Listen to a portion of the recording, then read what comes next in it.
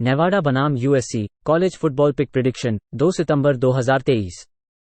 Nevada USC में सूर्यास्त के समय 6:30 बजे ईटी केन विल्सन दूसरे सीजन के रूप में नेवाडा के मुख्य प्रशिक्षक के रूप में वापस आते हैं।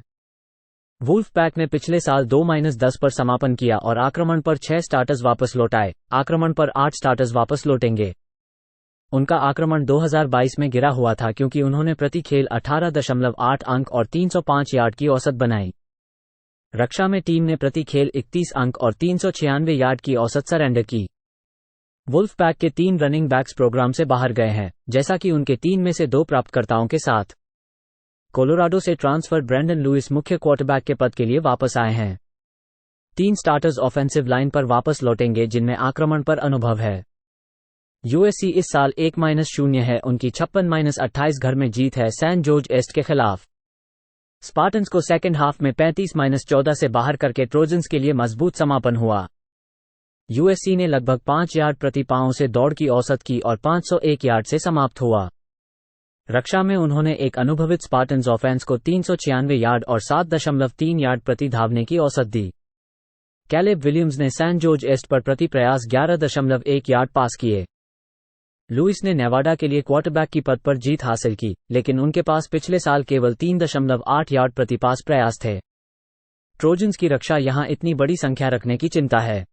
नेवाडा जोड़ 38 खेलें।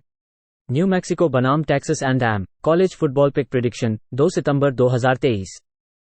न्यू मैक्सिको टेक्सास एंड में सूर्यास्त के समय 7 बजे ET Danny Gonzales New Mexico के मुख्य प्रशिक्षक के रूप में अपने चौथे सीजन में लौटे। लोबोस ने पिछले साल 2-10 पर समापन किया और आक्रमण पर 8 स्टार्टर्स और रक्षा पर 2 स्टार्टर्स वापस लौटाए। न्यू मैक्सिको ने केवल 13.1 अंक और 229 यार्ड की औसत से प्रति खेल बनाए थे। रक्षा ने प्रति खेल 26 अंक और 360 यार्ड की औसत समेटी।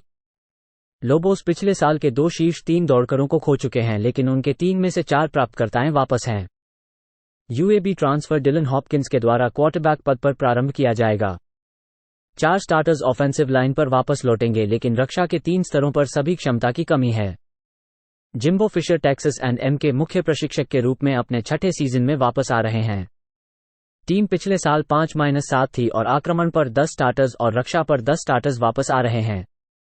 उन्होंने केवल 22.8 अंक और 361 यार्ड की औसत से प्रति खेल बनाए थे। रक्षा में विरोधियों को 21.2 अंक और 365 यार्ड की औसत समेटी थी। एगीज अपने शीर्ष दौड़कर की वही दौड़ खो देते हैं, लेकिन उनके 4 शीर्ष दौड़कर वापस हैं। सोफोमो कॉनर वेगमैन क्वार्टरबैक पद पर प्रारंभ करेंगे।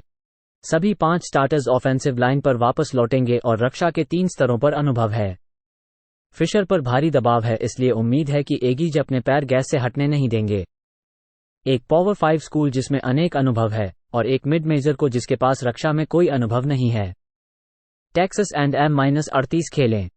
टेक्सास स्टेट बनाम Baylor college football pick prediction 2 सितंबर 2023।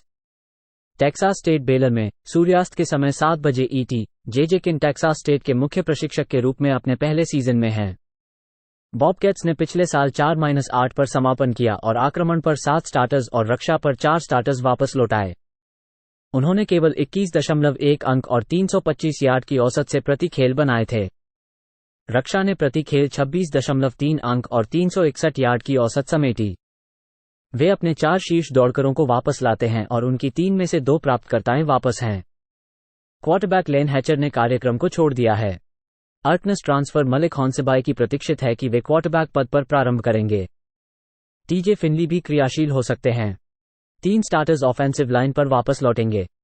फ्रंट 7 में केवल 1 स्टार्टर वापस लौटता है, लेकिन चारों रक्षा में सभी 4 स्टार्टर्स वापस लौटते हैं। बेलर के लिए डेव अरांडा अपने चौथे सीजन के रूप में मुख्य प्रशिक्षक के रूप में वापस आते हैं। उन्होंने पिछले साल 6-7 पर समापन किया और आक्रमण पर 7 स्टार्टर्स और रक्षा पर 5 स्टार्टर्स वापस लौटाए। बेलर की ऑफेंस ने पिछले साल प्रति खेल 32.2 अंक और 414 यार्ड की औसत बनाई थी। रक्षा ने प्रति खेल 26.8 अंक और 371 यार्ड की औसत समेटी थी। उनके शीर्ष दौड़कर बेलर के साथ वापसी हो रही है और उनके 4 में से 3 प्राप्तकर्ताएं वापस हैं। जूनियर क्वार्टरबैक ब्लेक शेपेन बेलर के लिए क्वार्टरबैक के रूप में वापस लौटते हैं। 2 स्टार्टर्स ऑफेंसिव लाइन पर वापस लौटेंगे, लेकिन पीछे की ओर अनुभवहीन हैं और रक्षा में हॉन्सबाय ने पिछले साल विशेषज्ञता के साथ केवल 48.1% गेंद छोड़ी थी। फिनली अपने कॉलेज करियर में इंटरसेप्शन में परेशानी महसूस कर रहे हैं। बेलर जब वे 28 या उससे अधिक अंक बनाते हैं तो उनकी ट्रेड पर 13-3 की स्थिति है।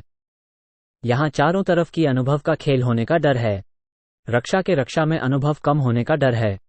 शेपेन ने पिछले साल 7.6 प्रति पास प्रयास की औसत बढ़ा दी थी। उन्होंने अपने फ्रेशमैन कैंपेन में 7.6 प्रति पास प्रयास की थी। खेलें बेलर -27.5। उत्साह बनाम Houston college football pick prediction 2 सितंबर 2023। उत्साह ह्यूस्टन में सूर्यास्त के समय 7 बजे ईटी मुख्य प्रशिक्षक जेफ ट्रेलर अपने चौथे वर्ष के लिए यूटीएसए में वापस आते हैं। रोडनर्स ने 2022 में 11-3 पर समापन किया और आक्रमण पर 8 स्टार्टर्स को लौटाया गया है, जैसे कि रक्षा पर भी। उन्होंने 3 सीधे बाउल खेल खेले हैं। ऑफेंस ने प्रति खेल 37 अंक और 476 यार्ड की औसत बनाई। रक्षा में टीम प्रतिद्वंद्वियों को प्रति खेल 26 अंक और 388 यार्ड की औसत समेटती है। उनके 3 में से 2 रनिंग बैक्स वापस लौटते हैं, साथ ही उनके 5 में से 4 प्राप्तकर्ताओं का समर्थन होता है। प्रारंभिक क्वार्टरबैक फ्रैंक हैरिस अपने वरिष्ठ सीजन में वापस हैं। 3 स्टार्टर्स ऑफेंसिव लाइन पर वापस लौटेंगे, लेकिन दोनों टैकल पहले साल के स्टार्टर्स हैं। यूटीएसए आक्रमण पर और सेकेंडरी पर अनुभव है। ह्यूस्टन के लिए हेड कोच डेना होल्गसन अपने 5वें साल के रूप में वापस आते हैं। कूगर्स ने 2022 में 8-5 पर समापन किया और आक्रमण पर 5 स्टार्टर्स और रक्षा पर 7 स्टार्टर्स को वापस लौटाया। ह्यूस्टन ने पिछले सीजन प्रति खेल 36 अंक और 456 यार्ड की औसत बनाई थी। रक्षा पिछले सीजन 32 अंक और 422 यार्ड की औसत समेटकर असफल रही थी। उनके 2 रनिंग बैक्स वापस हैं, लेकिन उनके शीर्ष 2 प्राप्तकर्ताओं को खो दिया गया है। क्वार्टरबैक क्लेटन ट्यून ने नीचे पास की यात्रा की है एनएफएल में एरिजोना कार्डिनल्स में। टेक्सास टेक से ट्रांसफर डोनोवन स्मिथ की प्रतीक्षित है कि क्वार्टरबैक पद पर प्रारंभ करेंगे। कूगर्स के पास इस साल 3 ऑफेंसिव लाइनमैन वापस हैं और फ्रंट 7 रक्षा में अनुभव है। स्मिथ ने पिछले सीजन कूगर्स के लिए 10 मैचों में काम किया, 66.1% की गेंदों को पूरा किया, प्रति पास प्रयास 6.8 यार्ड। उन्होंने 1505 यार्ड के लिए गेंद मारी। ह्यूस्टन की रक्षा यहां चिंता है। दोनों ऑफेंसेस को इस मैच में चमकने का आकलन किया जा सकता है। उत्साह और ह्यूस्टन के बीच 59.5 से अधिक की ओवर करें। वॉशिंगटन स्टेट बनाम Colorado State college football pick prediction 2 सितंबर 2023। वॉशिंगटन स्टेट कोलोराडो स्टेट में सूर्यास्त के समय 7 बजे ET Jake Dickert Washington State के मुख्य प्रशिक्षक के रूप में तीसरे सीजन में हैं। टीम ने पिछले साल 7-6 पर समापन किया और आक्रमण पर 7 स्टार्टर्स वापस लौटाए, रक्षा पर 5 स्टार्टर्स वापस लौटेंगे। कूगर्स ऑफेंस ने 2022 में प्रति खेल 26 अंक और 361 यार्ड की औसत बनाई। उनकी रक्षा ने प्रति खेल 23 अंक और 402 यार्ड की औसत समेटी। वॉशिंगटन स्टर उनके 5 शीर्ष दौड़करों को वापस लाते हैं, लेकिन उनके 4 शीर्ष प्राप्तकर्ताओं को खो देते हैं। जूनियर क्वार्टरबैक कैमरन वार्ड केंद्र में वापस लौटते हैं। 4 स्टार्टर्स ऑफेंस लाइन पर वापस लौटेंगे, लेकिन दर्जनशी के सामने अनुभव है और रक्षा में। जय नॉर्वेल कोलोराडो स्टेट के मुख्य प्रशिक्षक के रूप में दूसरे सीजन में वापस आते हैं। टीम ने पिछले साल 3-9 पर समापन किया और आक्रमण पर 7 स्टार्टर्स और रक्षा पर 8 स्टार्टर्स को वापस लौटाया। वॉशिंगटन स्टर ऑफेंस 2022 में प्रति खेल 13.2 अंक और 286 यार्ड की औसत बनाई। उन्होंने केवल 2.8 यार्ड प्रति पाँव दौड़ की। रक्षा पर कूगर्स ने प्रति खेल 26.9 अंक और 355 यार्ड की औसत समेटी। उनके शीर्ष दौड़कर वापस आते हैं, जैसे कि उनके शीर्ष 2 प्राप्तकर्ताएं भी। सोफोमो क्वार्टरबैक क्ले मिलन वापस हैं।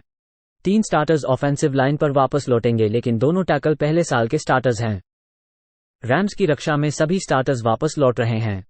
वार्ड ने पिछले साल वॉशिंगटन स्टेट के लिए केंद्र में प्रभावी रूप से काम किया था। उन्होंने अपनी गेंदों की 64.4% को पूरा किया, प्रति पास प्रयास 6.5 यार्ड। उनके पास 23 टचडाउन और 9 इंटरसेप्शन थे। क्ले मिलन ने पिछले साल केंद्र के तहत प्रवेश किया था। वो 10 मैचों में अपनी गेंदों की 72.2% को पूरा करके प्रति पास प्रयास 8.2 यार्ड की औसत से काम किया था। उन्होंने पिछले साल काफी सैक किए थे। मिलन की सटीकता और रैम्स की रक्षा की अनुभव से प्रोत्साहित होने वाली है। वॉशिंगटन स्टेट में पासिंग खेल में बहुत सारे प्लेमेकर ने बाहर हो चुके हैं। कोलोराडो स्टेट जोड़ 1-1 की ओर खेलें।